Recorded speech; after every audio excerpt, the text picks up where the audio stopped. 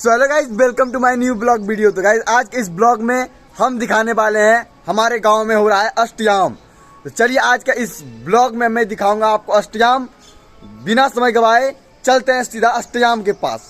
तो गाइस हम अपने अष्टयाम के पास पहुंच चुके हैं। यहाँ पर अब साउंड नहीं सुनाएगा, अब सीधा रामधुन सुनाएगा, तो आप मैनेज कर लीजिएगा दोस्तों।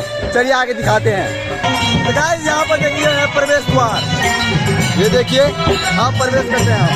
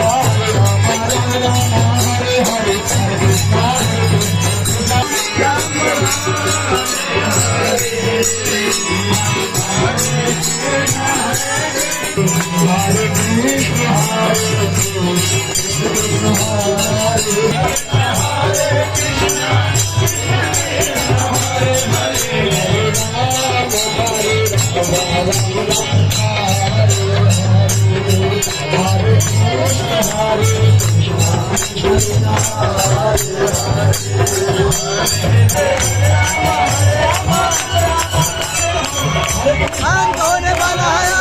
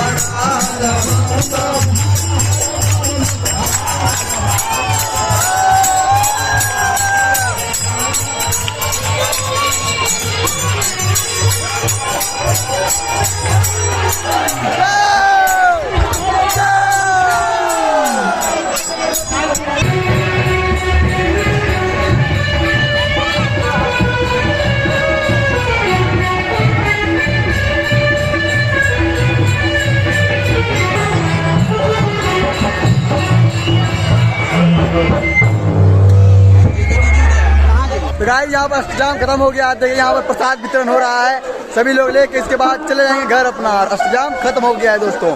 अभी चलिए आगे और सीन दिखाएंगे, अभी बने रहिए इस वीडियो पर। तो गाइस यहाँ पर सभी लोग प्रसाद खा लिया, यहाँ पर अब खत्म हो चुका है। देखिए सभी लोग अब घर जाने के लिए तैयार हैं। तो आज का यह ब्लॉग यहीं पर एंड करते हैं, फिर मिलते हैं जल्द ही नेक्स्ट ब्लॉग वीडियो में। तब तक के लिए लव यू और टेक केयर, बाय बाय।